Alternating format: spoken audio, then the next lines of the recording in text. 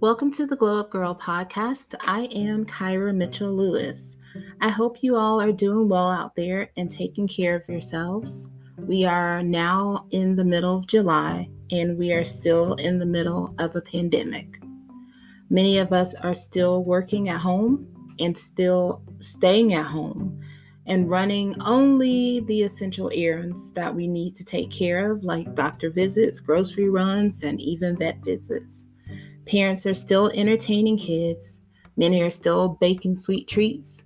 People are still burning Corona pounds. And couples are, well, what are couples doing now? Making Corona babies? Or are they discovering that the person that they once loved more than anything is driving them to new levels of insanity? Go ahead, think about it. I'll wait. So I've read a few articles from time.com and thecut.com that said couples are fighting more than ever during the pandemic, and mostly over small, insignificant things. According to the article on time.com, spending the vast majority of hours in the same surroundings with the same human adult. We have to figure out new ways of working, living, parenting, and just getting along with each other. According to the article, the good news is that now couples have plenty of opportunities and time together to hash out those issues that they may have been avoiding. The bad news is that those couples now have time to hash out those issues that they may have been avoiding. Anxiety is playing a part in some of these feelings. Anxiety is rampant and people are potentially taking out some of that on each other. So relationships that are perhaps a bit unsteady, uncomfortable, perhaps have some tension and don't have a way of dealing with stress together. And those relationships have the possibility of spiraling downwards. Personally, I've been home since March, and my husband was home with me through the end of May. He reopened his business in June.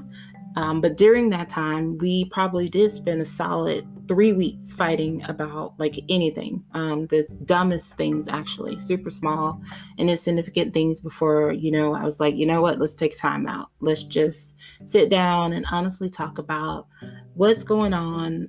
What fears and anxiety do we both have? And we just talked about everything from coronavirus to social unrest and injustice and all the things that have been happening in our country and that we've been experiencing since March.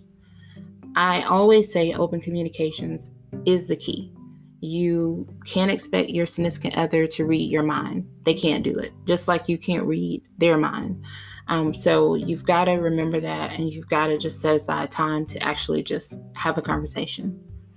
My guest today, Leasha Hinsley Ogle, she is the founder of her platform is called This Thing Called Wife. And we actually connected over Instagram. We talked on Zoom and definitely had an instant connection because of what our content, both of us really wanted to be able to help women and to help them have balance in their lives and just, take care of them and also take care of their families. So Leasha wrote a book that is actually launching today, and she's joining us to talk about it. Her book is called Wasted Time: One Wife's Journey from Disappointment to Gratitude. And it's a great read. I've read it, and it also has a guided journal. And I've gone through the book and the journal a couple of times now since she gave me an advanced copy.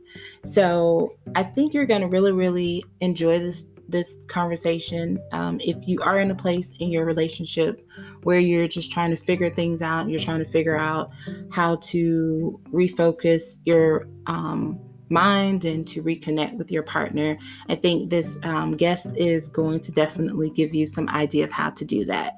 So stay tuned. We'll be right back with Leasha.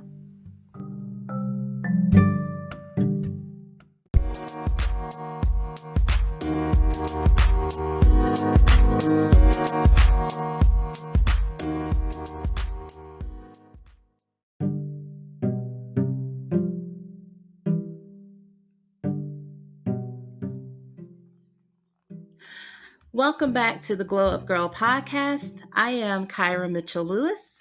I'm joined today by Leasha Hinsley Ogle. She is the founder of This Thing Called Wife, an online community that serves as a support for wives, offering tips, tools, and resources to help them in their marriage journeys.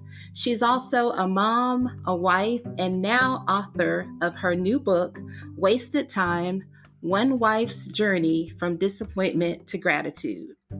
Welcome, Leasha, to the Glow Up Girl Podcast. Thank you for joining us today. Thank you so much for having me. I'm honored that you were interested in talking to me. Oh, yes, of course. I mean, when I met you, when you and I connected on Instagram and then we Zoomed, I knew that I was talking to somebody who was like, I was like, oh my gosh, I love her. I love what she's doing. Especially, being a wife. So it definitely, things that you post, they are just so, I think they're very timely. And I think you're helping a lot of women, especially during this pandemic. That's my goal. So good. I'm glad to hear it. Awesome. Well, we're going to go ahead and kick off. Tell us a little bit, tell the audience about yourself and This Thing Called Wife. Sure. So as you mentioned, I'm a wife and mom from the Asheville, North Carolina area.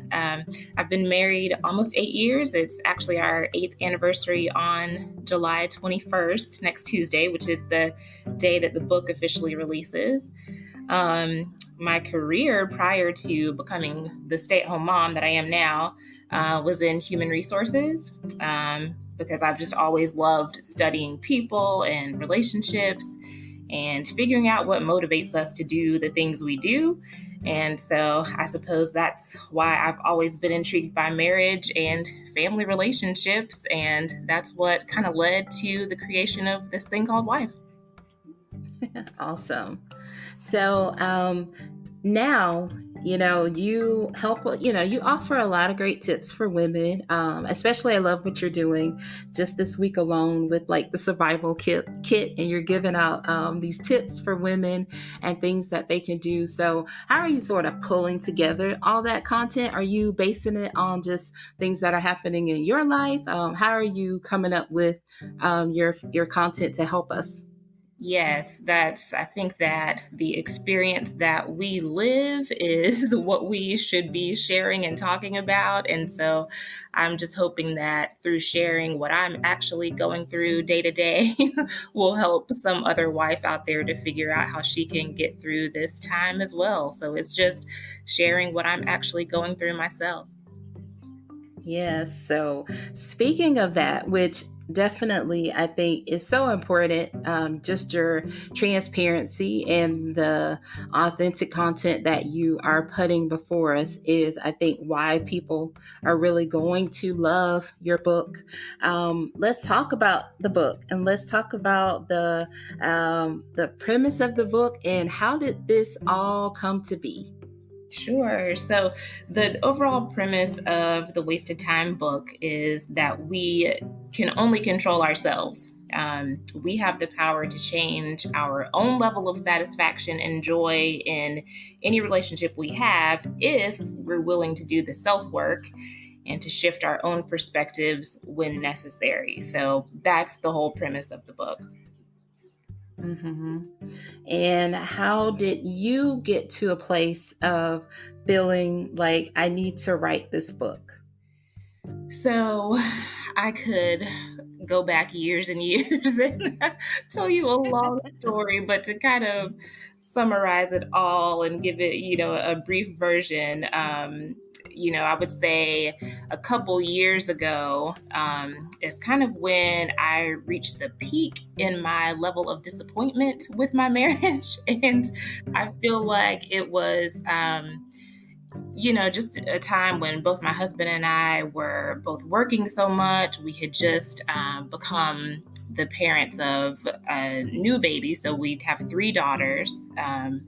And so we were outnumbered with children, overworked, and essentially just 2 ships passing in the night.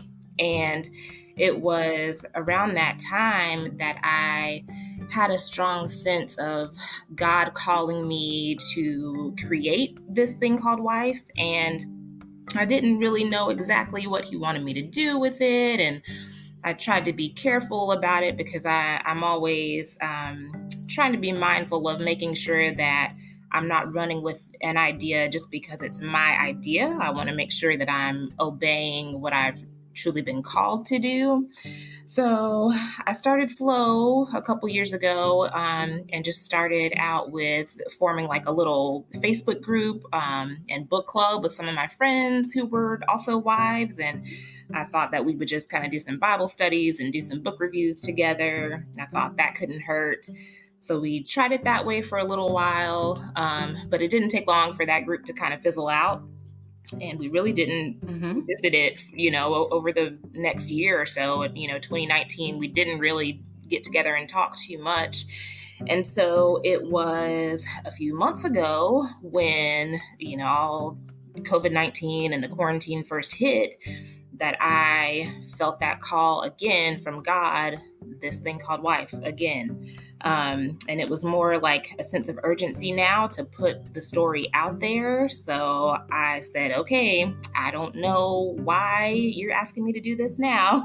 And this is the second time you've asked me. So I guess I'm just going to run with it. And so I started writing, and the next thing I knew, I had a book put together. So here we are. So how did your husband react when you told him, about writing this book? His only response was, don't have people coming after me. So once I assured him that, it wasn't being written to bash him or bash men altogether, he's been okay with it ever since that. So he's been a good sport. Oh, that's good. So to dive in, you talk about disappointments. So in order to sort of talk through why you were disappointed, I think, we can start with one of the themes that I noticed in your book was around expectations. How do you think your preconceived notions of what marriage should be played into you feeling hurt by some of your husband's actions in the marriage? Yeah, so that's just it. I had no real idea at all of what marriage should be like because I was raised by a single mother. My parents divorced when I was 2, so my only memories are of a family being led by a mother.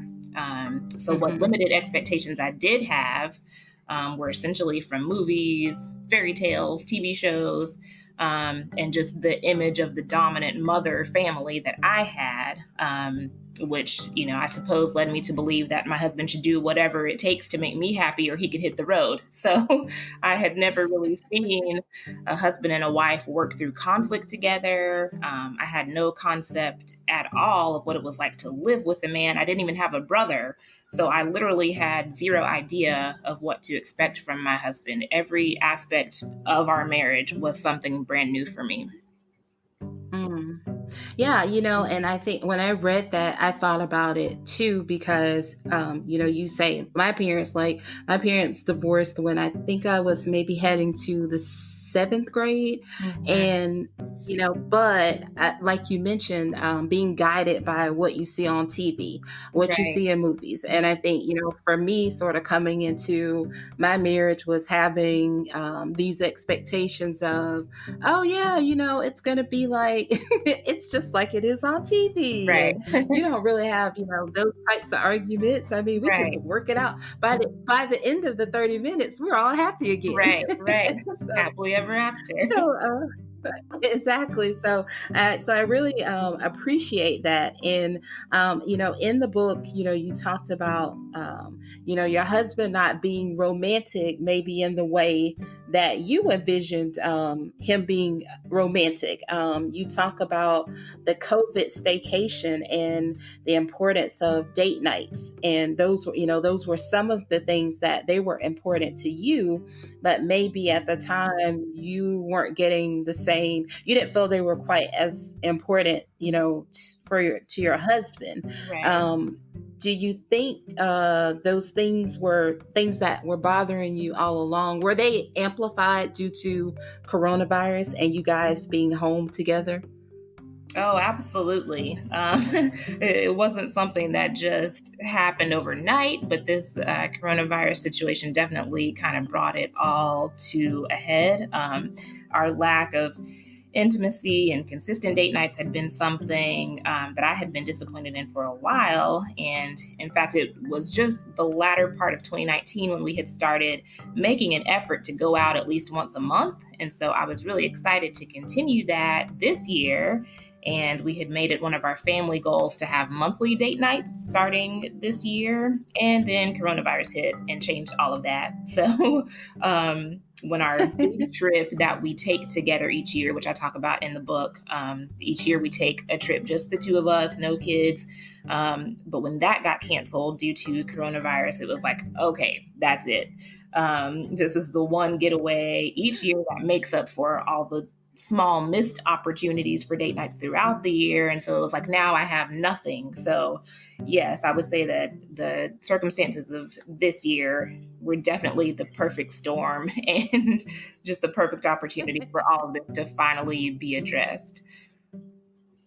Right. No, I definitely agree with that. And I do, I could just feel your pain, I could feel your pain as I was reading your words about, because were in your first year of being a stay-at-home mom. Right. And you were looking very, very much forward to having that time alone to just connect to your husband and, have a break, a break. You needed a break to just be Leasha and just be a woman and enjoy. So as I was reading that, I was like, oh my God, no, she can't go. Right.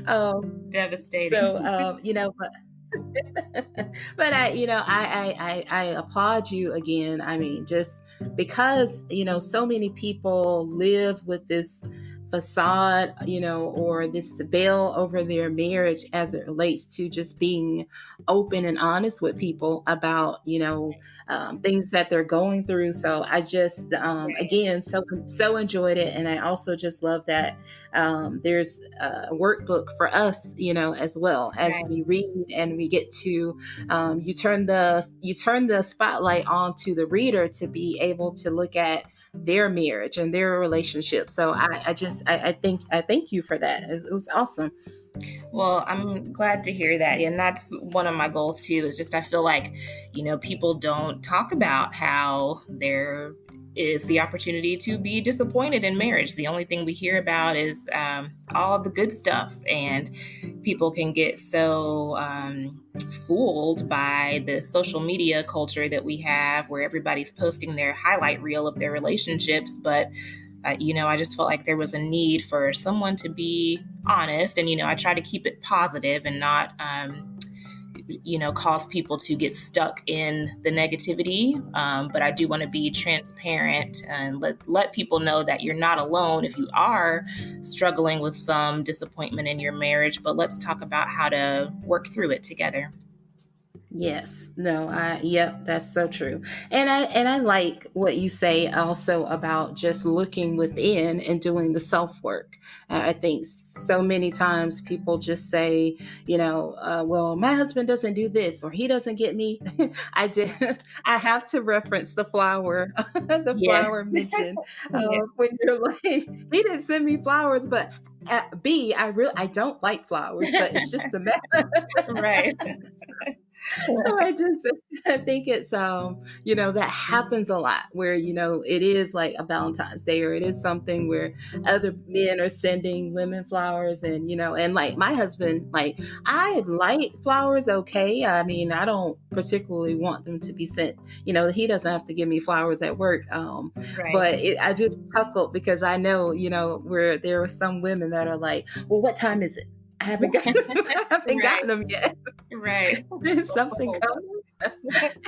So that's yeah, and the whole thing about the social media culture that we live in, where it's like people want to put this pretty picture up on Right, Instagram, and they want to just say, oh, look at us, we're and that's fine. I mean, I right, totally support, and I'm so happy for absolutely. people who have great marriages. But I think also too, you just have to be comfortable with being uncomfortable and talking, because you never know who your story can help. Exactly. There's always someone watching, whether it's just a newlywed, somebody who wants to be a wife someday. I think, the older generation or folks who have gone before have a duty to keep it real and teach these people who are always watching. Yep. So another thing in the book, you outline what you call missed opportunities for the two of you to connect. Did it help you to get those opportunities written down, and what lessons did you take from them, and how did you ultimately begin to address those things with your husband? Yeah, so what I realized through the missed opportunities is that a lot of times my husband was just oblivious. He didn't even know that I was upset about something or that I was expecting things to go a certain way because I hadn't even told him. So I, through that, have learned to speak up and to communicate with him and let him know what I need or let him know what it was that would upset me, so that I'm at least giving him an opportunity to come through for me instead of just kind of setting myself up for disappointment. I have to let him know what it is that I need. Right. Because, won't we set ourselves up for disappointment? Yes, yes, As I was reading through that, I was like, oh my gosh, she's so right. Because a lot of times we will, like, my husband is so funny. Sometimes he'll, like, we might have a disagreement about something that he thinks is like nothing, and he's already moved on. And right. I'm still sitting on the sideline, just mad and like fuming on Yes, the inside. And we get in the bed that night. I'm like, oh, so you're fine with going to bed right, after that talk? He's like, oh, I thought we were fine. Like, I thought right, we had closed that chapter. He's like, oh, I'm not mad. I'm good. right. Oh, And yeah, so, yeah, yeah, and when that happens, enough times, like now, I'm just like, I agree, because I think as women, we do just expect sometimes that men are reading our minds, and they right. just come with this like they know like how to be a husband guidebook, when in Right. reality they don't. Like No, they have they don't they know. have Bless them. no idea most times. So Right, I just have definitely really tried to, use just be more like open and communicate when right. something bothers me, when something makes me upset. and, Yeah, my, yeah. and it's so and I definitely have been doing it during the this time during the pandemic, because my husband's, he's gone back to work now, but there was probably a time we had gotten to a month where I was like, oh my god, like either I'm gonna choke him out, or like, Right. or I'm going to like put his stuff outside or something, and Yeah, and then I just sort of thought about like, okay, but why are you just mad on the inside? Like, just right, talk. And so once we, started to just have honest conversations, he was like, oh, well, I didn't know that bothered you. So right. uh just tell me. So yeah, I Exactly. mean, I bet there's so many people really sort of experiencing going through that same thing right now. Oh yeah, that I think a lot of us can relate to that. And I actually had one of those moments with my husband, and he just looked at me and said, "Look, I can think about one thing at a time. Like you can multitask and do a bunch of stuff, but I need one thing at a time." And I think that Yeah. really helped me to look at him in a different light and give him some patience and show him some grace, because he just really doesn't think about things the same way that I do. So, Yes, yes, because we have like outlined it. We've got it planned out. right, Meanwhile, he's like, No, one thing at a time. Right. And I think and the other thing that made me chuckle in the book too was about planning dates. And I was like, oh yeah, my husband never plans dates. I mean, every when we before the pandemic, when we were going, we always had date night on Friday. And it would always be, hey, so what do you want to do? And I'm like, Right. can't you just come up with something? And I would say Yeah. that for a really long time. But then I just thought about it's like that's not what he's comfortable with. Like he Right. wants me to come up with it, and he's on board to go and do whatever it is I want to do. I just have to say, like, let's do this. So it's like you said, it's that meeting in the middle and coming to understand that you truly are built and you think differently. Right, right. And then it goes back to the flowers. Like, what's the point of having him come up with a date that you're not even happy with doing when you could just go ahead and tell him what you want to do? So, yeah, you just have to communicate. Exactly. Right. Right. So as you're reading, reading through the books, we're reading through disappointments and missed opportunities. Then there's this moment where there seems to be a shift when your husband goes back to work, where you begin to turn those feelings of disappointment into feelings of appreciation for your husband and gratitude for how he takes care of you and your family. How did you ultimately get to that place? So it all goes back to this overall premise of the book that my happiness is ultimately up to me. And I had been really growing spiritually through all of this and really trying to live by the principles of gratitude and showing grace, uplifting others, and giving to others what I would like to receive in return. So I just said to myself, you can either continue allowing yourself to go down the same road of disappointment and bitterness that you've been down many times before, or you can choose to do something differently.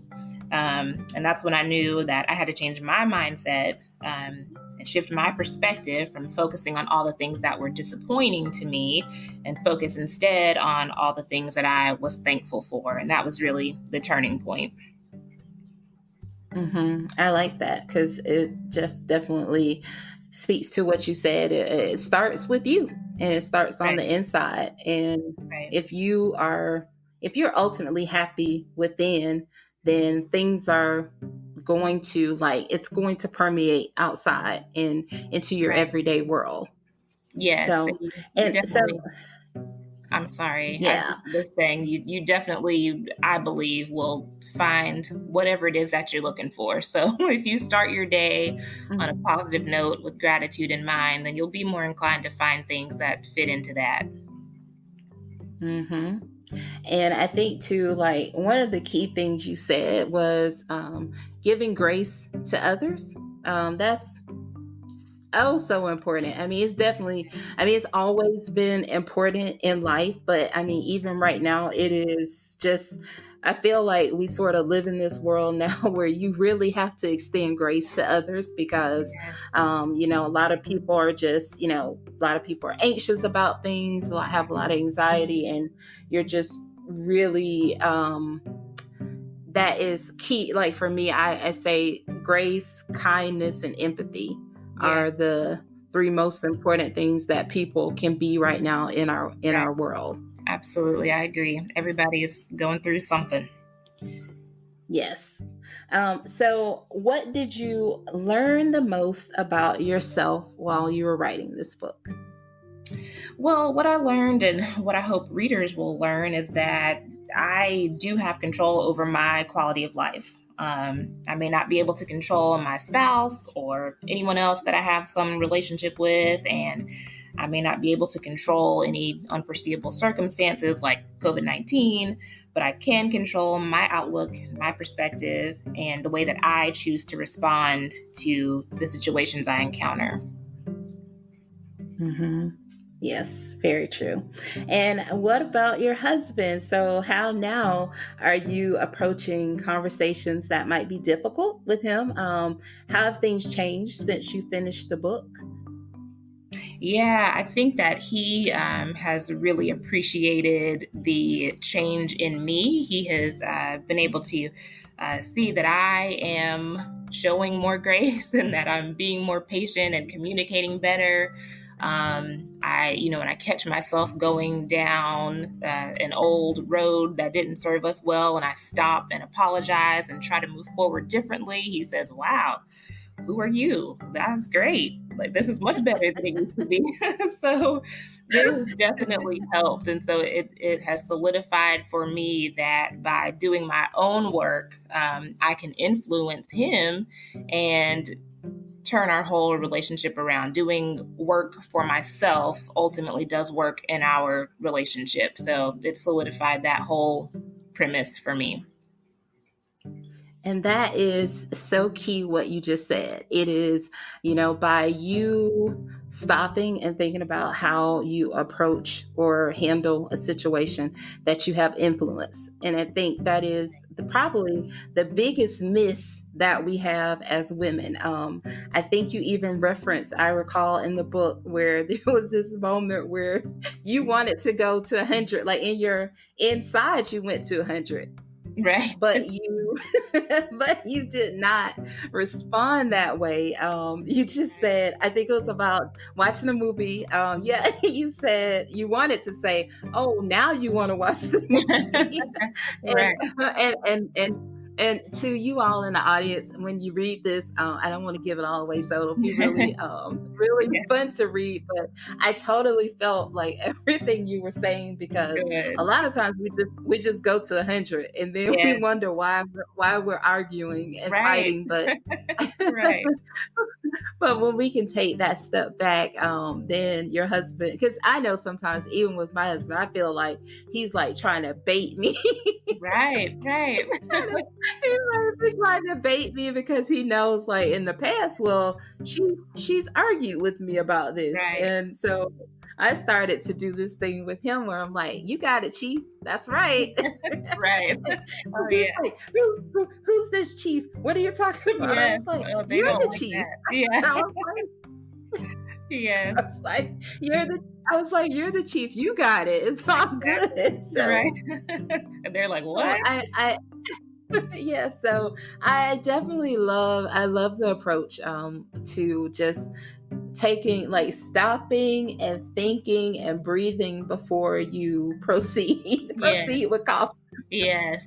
You have to get to a point where you learn not to react, but to respond. And when you respond, that requires you to slow down and get your thoughts together before you come back with whatever you're coming back with. You got to know the difference between reacting and responding.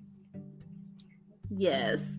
So, what do you have any upcoming? Are you thinking about writing any other books or anything else for us after this one? What's in the pipeline for you? Yeah, I think there's been a great response so far to, the content on the new Instagram community for this thing called Wife. And so, I think that people are really open to it, and people are needing this right now. I don't know if it's the pandemic that has had everybody stuck at home with their spouse that's making them so open to this, or if it has just truly been something that we've needed all along. But people are open to encouragement and hope from real women who are going through this every day. And so I definitely plan to just keep on putting out content that is positive and helpful. So hopefully there will be more to come. All right. And last, what advice would you give to other women who may be where you were when you started to write your story? Yeah. So I would give women two pieces of advice.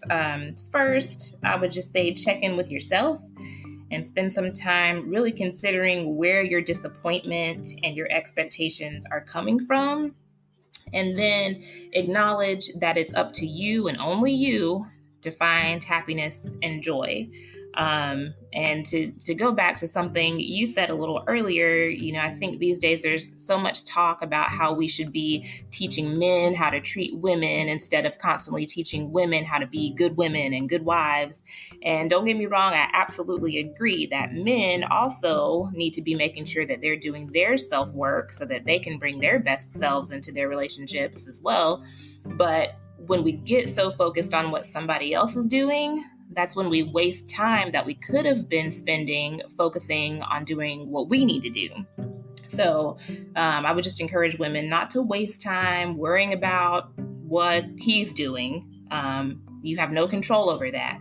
Instead, just do your work to be the best that you can be, and then your blessings will follow. So that's the first thing. And then secondly, I would tell women, you have the power to break generational cycles. So just because dysfunction has always been in your family relationships, it doesn't mean that your marriage has to be dysfunctional. You can choose to do things differently. Your marriage is your business, and you can try something new. So just tap into your power and your influence that you have, because you do have it. Amen to all of that. That is awesome. So last, please let everybody in the audience know where they can find you online, and most importantly, how can they buy your book? Yes, so pre-orders for Wasted Time are happening right now. The official release date for the book is July 21st, and you can purchase it all places where books are sold, including Amazon and Barnes & Noble. And then please follow me on Instagram at This Thing Called Wife. Awesome. Well, Leasha, it has been a pleasure. I thank you for taking the time out of your schedule. I know you're busy, and I know you have to manage a whole entire household. So I appreciate you. I appreciate you taking a break to join us today and talk about your new book and just talk about you and everything you're doing. And I wish you all the success in the world. And I'm really excited to see where you go from here. Thank you so much, Kyra, for having me, and I look forward to staying in touch. Thank you. Awesome. Well, stay tuned, guys. We will be right back.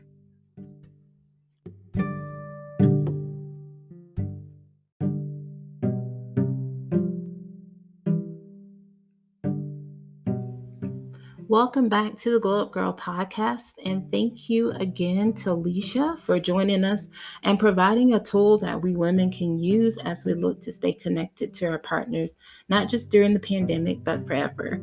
As she mentioned, her book is out today, and you can find it on Amazon and Barnes & Noble, just to name a few places, and any other place that you would purchase books. Thank you all again for joining me today, and thank you again for all of your support. If you aren't following us, find us on Instagram at Glow Up Gyrl.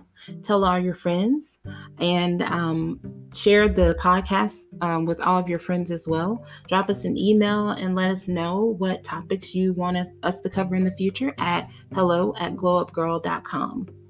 Before I go, I'd like to leave you with a little glowspiration. So today I'm pulling a few tips from the Time.com article I referenced earlier. So the article was entitled, Can Your Relationship Survive the Togetherness of a Pandemic? And 11 things that couples therapists recommend. So in case you want to go and read the full article, I'm going to give you 5 of those tips. 1 is cool it with criticism. 2, be more curious than furious. 3, respect the now invisible boundaries.